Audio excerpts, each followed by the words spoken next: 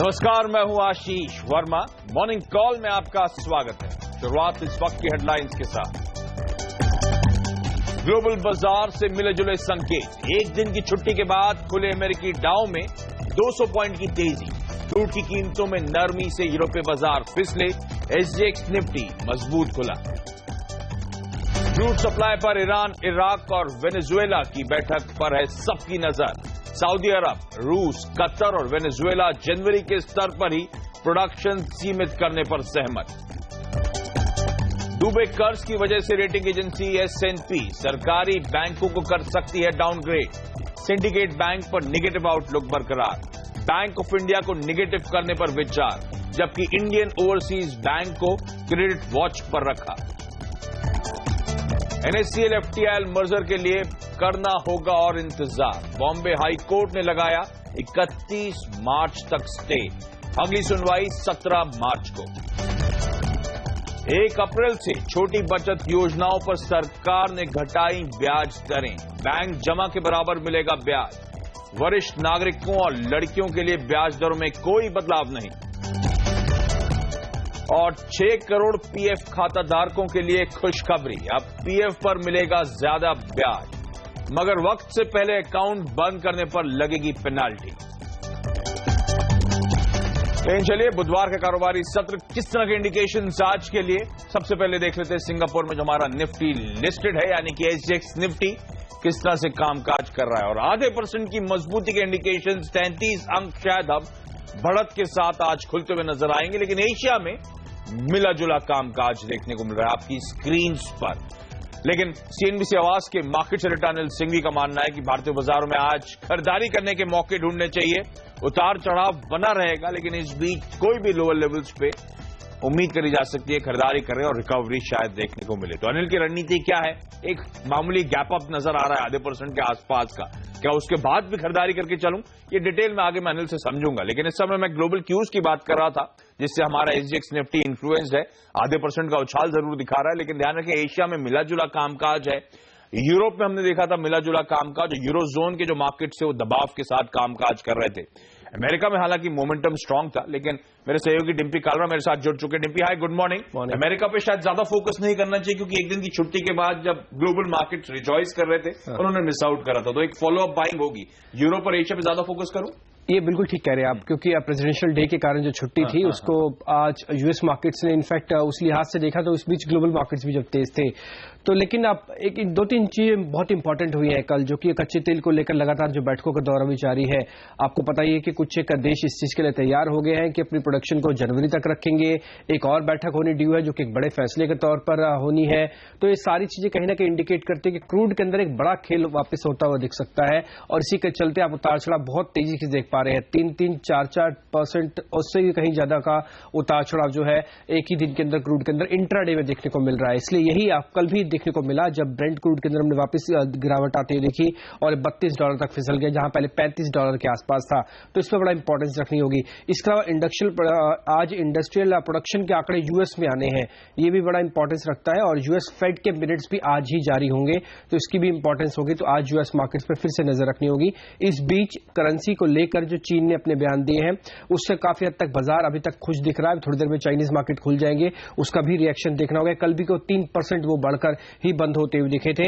इसके अलावा अगर आप देखें तो यूके की महंगाई दर में भी हल्की बढ़ोतरी आती हुई दिखी है, 0.3% के आसपास बढ़ी है। तो काफी हद तक मिक्स्ड रुझान है। यूएस के फैक्टर को अगर हटा दिया जाए 2% की, तो कच्चे तेल में वापस नरमी है। इकोनॉमिक इंडिकेटर से इंडिकेट करेगा, थोड़ा सा भी सावधानी रखनी चाहिए। ओके, तो थोड़ी सावधानी रखने की जरूरत है। लेकिन ध्यान रखें, इंडियन मार्केट्स में कल हमने देखा था प्रेशर। सोमवार को जब हफ्ते की शुरुआत हुई थी तो हमारा सेशन बहुत स्ट्रांग था, तगड़ी बाइंग, 2.5% के गेन्स थे। कल भी शुरुआत ठीक हुई, लेकिन उसके बाद लगातार भारतीय बाजार स्लिप होते हुए नजर आए और दिन के लोज पे जाके क्लोज हुए हैं। कल 1.5% के आसपास गवाया है हमने, यानी कि सोमवार का जो बेहतरीन सेशन था तब निफ्टी में 180 अंक की बढ़त थी और कल हमने निफ्टी में ऑलमोस्ट 115 अंक के आसपास 2/3 उस गेन के गवा डाले। ब्रॉडर मार्केट्स में प्रेशर था, मिड कैप्स 2.5% कमजोर, स्मॉल कैप्स में 2.25% की कमजोरी, मार्केट ब्रेथ अच्छी खासी वीकनेस दिखा रही थी। हर एक बढ़ने वाले के सामने 5 स्टॉक ऐसे थे जो कमजोरी के साथ या लाल निशान में कामकाज कर रहे थे। और आपको याद होगा मंडे को हाईलाइट था बैंक्स और उसमें भी पीएसयू बैंक्स। कल वहीं पे पिटाई शुरू हुई। पीएसयू बैंक्स ने आधे से ज्यादा गेन्स गवा दिए। 9.5% सोमवार को उछले थे ये इंडेक्स और 6-6.25% के आसपास का दबाव कल देखने को मिला है। पर इंपॉर्टेंट है, फिर एक दिन अच्छा मोमेंटम, दूसरे दिन हम मोमेंटम लूज आउट करते हुए नजर आए हैं और अच्छा खासा लूज आउट किया है। तो ऐसे में अब रणनीति क्या हो, एक्चुअल डायरेक्शन के लिहाज से क्या कॉल लूं। मेरे साथ अब मेरे मार्केट से डेटा अनिल सिंह भी जुड़ चुके हैं। डिटेल में उनसे बातचीत करूंगा। अनिल की मैंने कोट प्लेट शुरुआत में पढ़ी थी जब उन्होंने कहा था खरीदारी करने के अब भी मौके ढूंढे, लेकिन अनिल जैसे मैं हाईलाइट कर रहा था थोड़ा सा कंफ्यूजिंग है। एक दिन इतना तगड़ा पुल बैक इंडियन मार्केट्स में आया था, उसके बाद इक्वली स्ट्रांग हमने दबाव आता हुआ देखा, मुनाफा वसूली कह लीजिए उस पुल बैक के बाद। तो एक डायरेक्शनल कॉल के तौर पर इमीडिएट टर्म में क्या कॉल होगा सर, और आज के लिए रणनीति क्या बनाऊं? थोड़ा उतार चढ़ाव रहेगा आशीष, क्लियर कट डायरेक्शन शायद अभी है नहीं। मुझे लगता है 7,000-7,200 इस रेंज में बाजार थोड़ा सा वक्त बिताना चाहता है। तो वैसे कल 7,050 को तोड़ना थोड़ा सा खराब तो था, इसमें कोई डाउट नहीं, लेकिन फाइनली जो एडजस्टेड क्लोजिंग आई उसके बेहद करीब आई।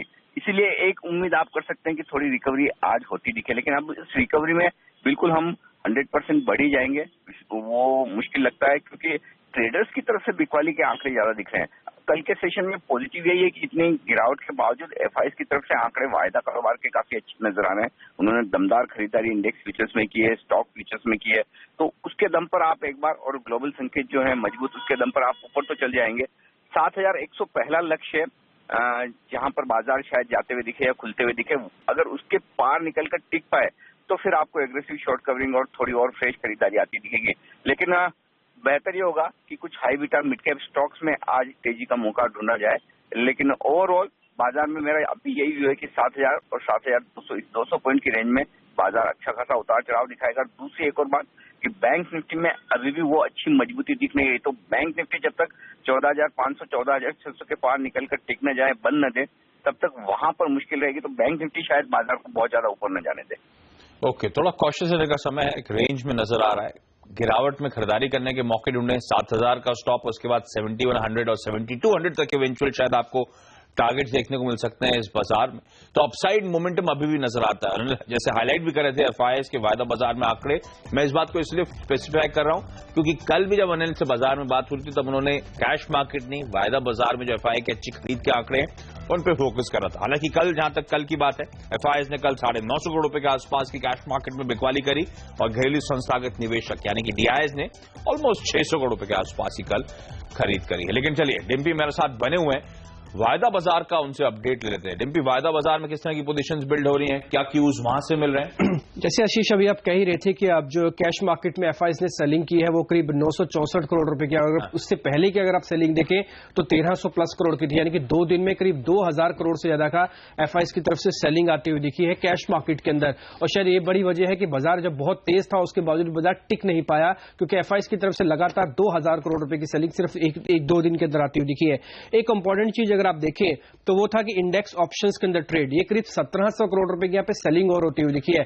ऑप्शंस में जब जब सेलिंग होती है एफआईआईएस की तरफ से तो यूजुअली यही समझा जाता है कि एफआईआईएस कहीं ना कहीं एक लंबी अवधि की पोजीशंस बना के और एक डायरेक्शनल अप्रोच ले रहे हैं। वो डायरेक्शनल अप्रोच में बहुत जल्दी बड़ा बदलाव आता नहीं है, इसलिए मार्केट के अंदर कोई भी पुल बैक होगा तो शायद ज्यादातर एनालिस्ट अनिल भी कह रहे थे कि 7200 तक ही जाता हुआ दिखेगा। और 7200 की इंपॉर्टेंस इसलिए भी डेरिवेटिव में है क्योंकि आप 7200 की कल की कॉल अगर आप देखेंगे तो वहां पे प्रीमियम 66 से सीधा 29 हुआ है। क्लियरली शॉर्टिंग है 8.5 लाख शेयरों की। इसका मतलब जब भी पुल बैक मार्केट के अंदर आएगा कम से कम इस सीरीज तक तो 7200 तक का ही टारगेट रख के आप पुल बैक को समझें। ओके, चलिए, इंटरेस्टिंग है। मैं बाजार पे एक और एक्सपर्ट की राय लेकर आऊंगा। अनिल से तो हमने बातचीत करी, लेकिन समझने के लिए कि आज निफ्टी पे स्पेसिफिकली और स्टॉक स्पेसिफिक रणनीति क्या हो, लेकिन उससे पहले हमेशा की तरह इवेंट्स कैलेंडर पे नजर डाल लीजिए, यानी कि कौन से आज इंपॉर्टेंट इवेंट्स होंगे जिसपे हमारी और आपकी नजर रहनी चाहिए। कच्चा तेल फोकस में और आज फिर से होगा क्रूड प्रोडक्शन पर इराक, ईरान, वेनेजुएला की तेहरान में आज एक बैठक है, तो सबकी नजरें वहां पे गड़ी होंगी। प्रधानमंत्री की कैबिनेट रिव्यू की आज बैठक है। बायबैक पर डॉक्टर रेड्डीज के बोर्ड की आज बैठक होने वाली है। एसबीआई आज किंगफिशर हाउस की नीलामी भी करने वाला है। लेकिन चलिए, निफ्टी में आज क्या स्ट्रैटेजी है बताने के लिए अब हमारे साथ जुड़ रही हैं SimiBhomik.com की सिमी भौमिक। सिमी, हाय, गुड मॉर्निंग। क्या कॉल लूं बाजार पे आज मैम? गुड मॉर्निंग आशीष, मैं एक्सपेक्ट कर रही हूँ कि मार्केट में थोड़ा बहुत और एक पुल बैक मिले, क्योंकि मार्केट एक अच्छा सपोर्ट के आसपास बंद हुआ था 7,000 के आसपास। मेरे ख्याल से मार्केट नीचे से बाइंग तो जरूर दिखाएगा पर ऊपर में सस्टेन नहीं करेगा। मेरा आज ही के दिन का रेंज 77,000 से 7100 के बीच में है। तो अगर थोड़ा सा नीचे खुलता है या फ्लैटिश खुलता है तो मैं नीचे खरीदारी करने का सोचती हूँ। 6980 का स्टॉप लॉस के साथ मैं इंटरडे का 7065, 7090, 7120 इस टारगेट के लिए मैं लॉन्ग जाने का सलाह दे रही हूँ। पर मार्केट में अगर बहुत गैप अप ओपनिंग हो जाता है या कोई भी कारण से मार्केट अगर इंटरडे पुल बैक में 7100 के आसपास पहुंच जाता है तो वहां पे काउंटरियन प्ले करके शॉर्ट पोजीशन इनिशिएट करना पड़ेगा। 7125 के ऊपर स्टॉप लॉस लगा के या 7140 के ऊपर स्टॉप लॉस लगा के सेल किया जा सकता है, जिसका टारगेट वापस नीचे का होगा। मार्केट रेंज बाउंड है, नीचे 7000 के नीचे मेंटेन भी नहीं करने वाला है और 7100 के ऊपर जाके मुझे नहीं लगता है कि बहुत जल्दी मेंटेन करेगा आज के दिन के लिए। तो अगर फ्लैटिश ओपनिंग होती है तो निफ्टी में खरीदारी करने की सलाह, लेकिन गैप अप अच्छे खासे उछाल के साथ अगर बाजार आज खुल जाता है तो शायद बिकवाली करने के मौके हों। यानी कि सिमी हाईलाइट कर रही है एक रेंज में है बाजार, तो उस रेंज को आपको प्ले अप करना पड़ेगा। लेकिन सिमी स्टॉक स्पेसिफिक कॉल्स आज के लिए? आशीष, मैं 2-3 स्टॉक ढूंढ के लाई हूँ जिसमें मुझे लगता है कि आज एक सेलिंग रह सकती है, मेंटेन हो सकती है। एक तो सिप्ला, जिसको मुझे लगता है कि 532 के ऊपर स्टॉप लगा के शॉर्ट किया जा सकता है, जिसका टारगेट 517 से 512 का होगा। बड़ा ब्रेकडाउन कल देखा गया था सिप्ला में। इनफैक्ट वेदांता में भी मैं एक सेलिंग देख रही हूँ जो 73.15 के ऊपर स्टॉप लगा के मैं सेल करने का सलाह दे रही हूँ, जिसका टारगेट 68 से 6750 हो सकता है। और टाटा स्टील में मैं लॉन्ग जाने का सलाह दे रही हूँ। 241 के नीचे स्टॉप लगा के एक कॉन्ट्रेरियन प्ले बाई वहां पे करना चाहिए, जिसका टारगेट 249 से 252 का होगा। मेरा ये 3 कॉल है आज का इंट्राडे के लिए। ओके, तो सिप्ला और वेदांता में बिकवाली और टाटा स्टील में खरीदारी करने की सलाह। लेवल्स आपकी स्क्रीन पर और डिम्पी मेरे साथ बने हुए हैं, उनसे भी जानते हैं आज के ट्रेडिंग आइडियाज। अरविंद लिमिटेड पे एक ट्रेड ले सकते हैं आप। ये सेल कॉल होगी जो कि नीरव वकारिया की तरफ से दी गई है। इसमें 262 रुपए का आप एक स्टॉप लॉस रख सकते हैं और 284 रुपए का आपको एक माफ कीजिए 284 का स्टॉप लॉस है, 262 का टारगेट है। इस पे शॉर्ट करना है इसको। इसके अलावा एनटीपीसी को आप बाय करें 141 रुपए के टारगेट के लिए और जो स्टॉप लॉस आपको रखना है 119 रुपए का रखना है। 4 से 5 दिन के हिसाब से दिया गया ट्रेड है। इसके अलावा आशुतोष शर्मा की तरफ से जो रिकमेंडेशन है वो गेल को बाय करने की है। यहां पे आप करीब 336 रुपए के टारगेट के लिए खरीदारी करें और 315 का एक स्टॉप लॉस रखें। इसकी अवधि थोड़ी कम है, 1 से 2 दिन ही रखना होगा आपको। ओके, तो वो तमाम ट्रेडिंग आइडियाज। धन्यवाद डिम्पी आपका।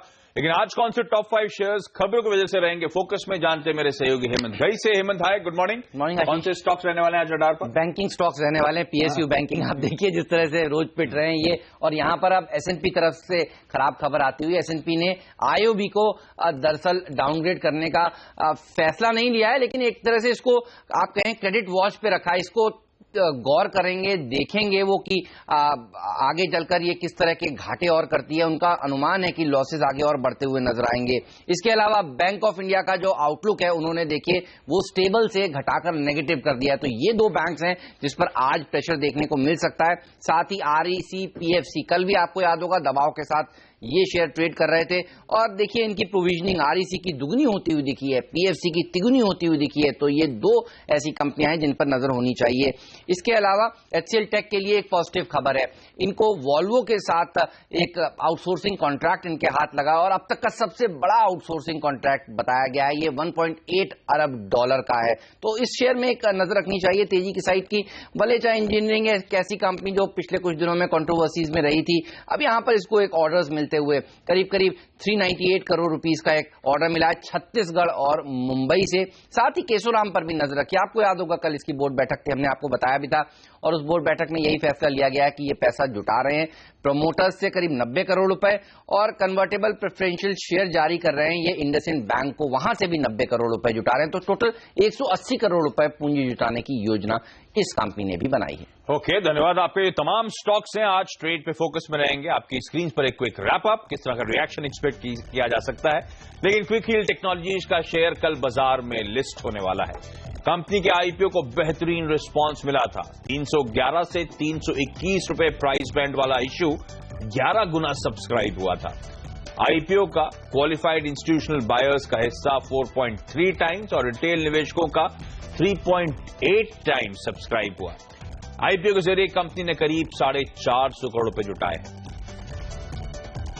तो यहां पे एक क्विक ब्रेक लेते हैं। ब्रेक के बाद फोकस होगा कमोडिटी और करेंसी मार्केट्स पर।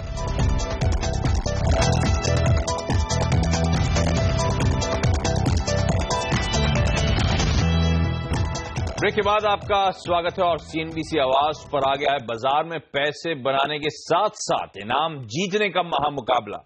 अगर आप सेबी में रजिस्टर्ड एडवाइजर हैं तो आप प्रो एडवाइजरी चैंपियनशिप के लिए रजिस्टर करें और पाएं चमचमाती मर्सिडीज कार जीतने का मौका। ट्रेडिंग इन्वेस्टमेंट स्ट्रैटेजी का अनोखा मुकाबला जल्द ही शुरू होने वाला है।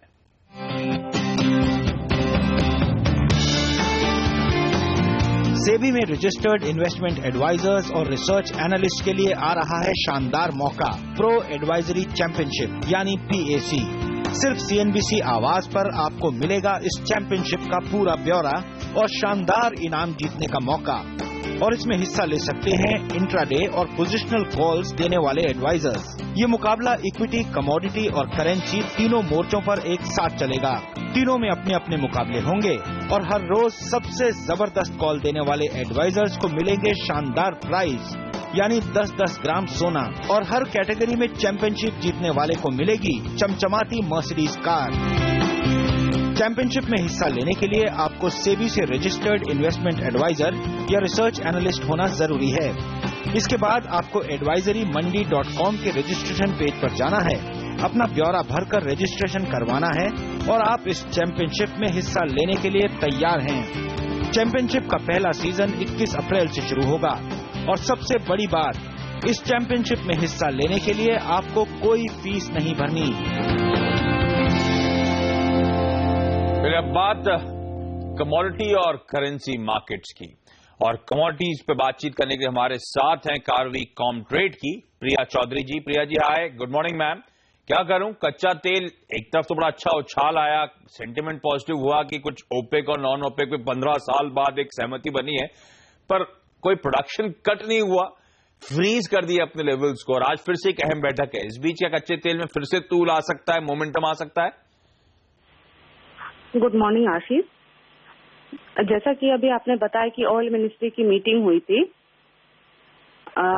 तो मुझे, और आज भी तेहरान में ईरान और इराक के साथ ये 4 ऑयल प्रोड्यूसिंग कंट्रीज की मीटिंग होने वाली है।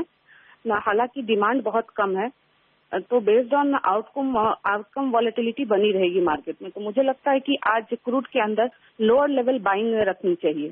तो 1990 का लेवल मिलता है तो वहां से बाई करके चलना सही रहेगा। ओके, तो कच्चे तेल में खरीदारी करने की सलाह 2050 तक के टारगेट्स के लिए अप्रोच किया जा सकता है। प्रिया जी का वैसे मानना है सोने में भी खरीदारी करें 28,950 के टारगेट्स के लिए। प्रिया जी आपका बहुत बहुत धन्यवाद सुबह सुबह वक्त निकालने के लिए। और यहाँ पे एक छोटा सा ब्रेक के बाद एक क्विक मार्केट चेक।